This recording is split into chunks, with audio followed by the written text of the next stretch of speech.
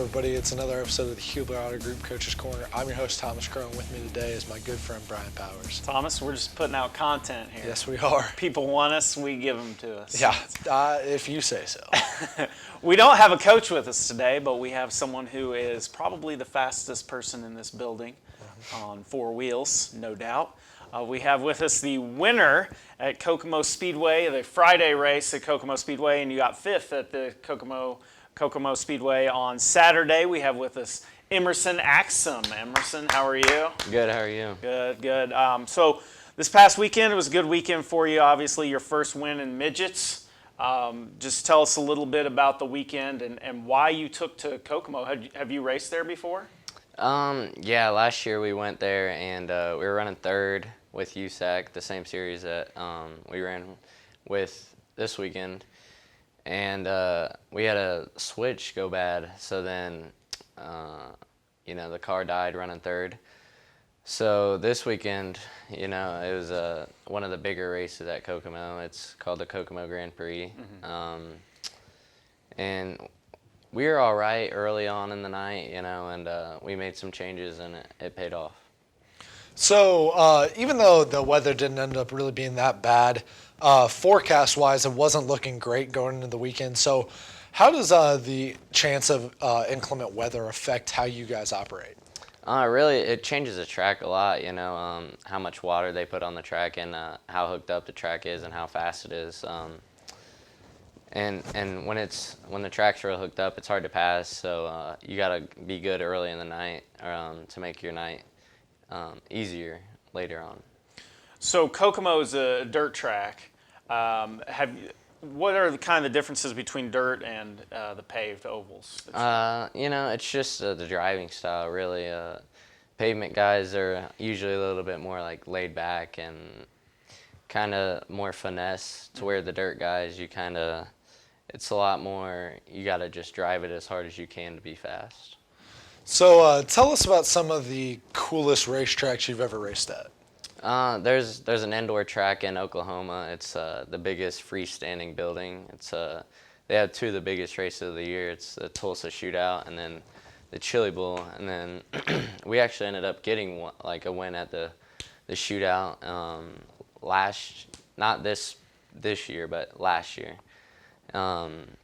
They have it every year, and there's usually about 300 entries in each class. So, it's a pretty big deal in the racing world. So with the Chili Bowl, obviousthat attracts drivers from all over. You've got IndyCar drivers, NASCAR drivers, all over from that. What's that like, kind of racing against guys from different variances of auto racing? Are you able to tell sometimes when they're like, oh, they're a little bit over their head, or? Usually they're pretty humble about it. They know what they're getting into. That when they come to the dirt world, they're kind of the newbies of the world, I guess. Except for Larson, right? Yeah. Well, Larson and Christopher Bell, they kind of came through the dirt side, so they're just kind of going back to their roots. That's usually why they're the best. And I think the Chili Bullet had an entry from almost every state, and then from New Zealand and Australia, basically all over the world, really. So it's a pretty big deal. So when racing the midgets, what are the highest mile per hour you can go and kind of that kind of stuff? The midgets, it really just depends on the track. I think we went to Florida this year. It's a pretty big track, one of the bigger tracks we go to. I think it was averaging 98 in qualifying, but it slows down as the night goes on, as the track gets slower, and as you get to racing people. Now, with, I guess, how did you get started in this? I mean, this is kind of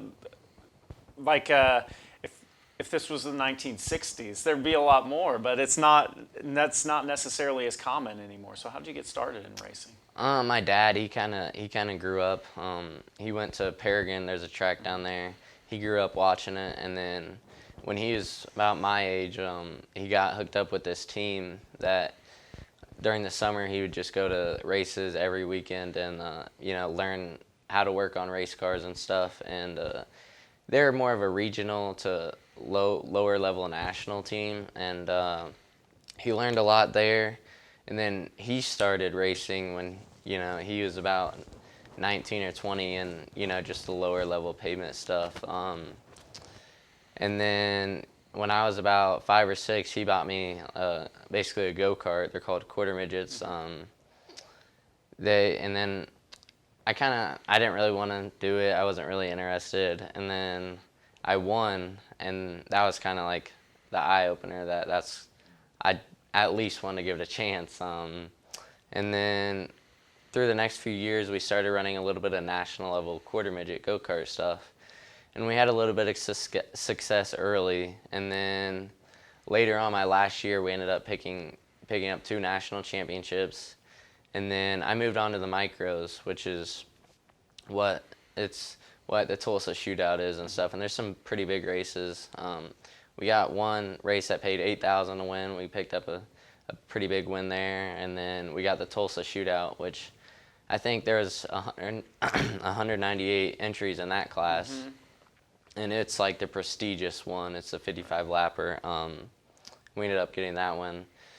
And then Scott Petry, my midget owner, the team owner, he kind of wanted to give a kid a chance. So we knew the driver that drove for him already, and so he kind of recommended me to Scott, and that kind of he gave me a chance, and it worked out. So looking ahead to the rest of the racing season, just tell me about some of the races you're most excited for. Really, there's the dirt track in IMS. That one's a really fun one. It got canceled last year. It was supposed to be, one of my first USAC races, and it ended up getting canceled for COVID. Are you doing like the Little 5 or the night before the 500 or anything like that? Not the Little 5 this year or the night before the 500, but I think we'll end up doing the Little 5 next year or sometime soon, because that's definitely one on my bucket list. Yeah. So looking ahead, kind of past this year and beyond for your future, what's your long-term goals as far as racing goes? I want to wing sprint cars and World of Outlaws. That's really what I want to do. And there's a difference between just competing in the series and being a winner in the series. And my goal really is to just win in that series a lot. Mm-hmm. That's all I want to do. Is that Brad Sweet? Is he mm-hmm. the big guy in that one? Yeah, Brad Sweet, Donnie Schatz, those mm-hmm. kind of guys. Do you want to race for Tony Stewart? Yeah, basically. There's a lot of good teams out there for the outlaw stuff. Really, I just want to win some of those big races like the Knoxville Nationals, the Kings Royal, that kind of stuff. So are you a race fan? I do enjoy racing, yes. Really? Yes. I would have never guessed. Yeah. You don't seem very knowledgeable in the world of racing. I like racing. I don't know what I can say. I'll take your word for it. I mean, it's good stuff. All right.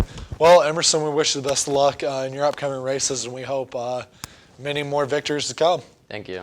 All right. Well, for Emerson Axsom, my very knowledgeable co-host, Brian Powers, I'm your host, Thomas Crow, and this has been the Hubler Auto Group Coach's Corner.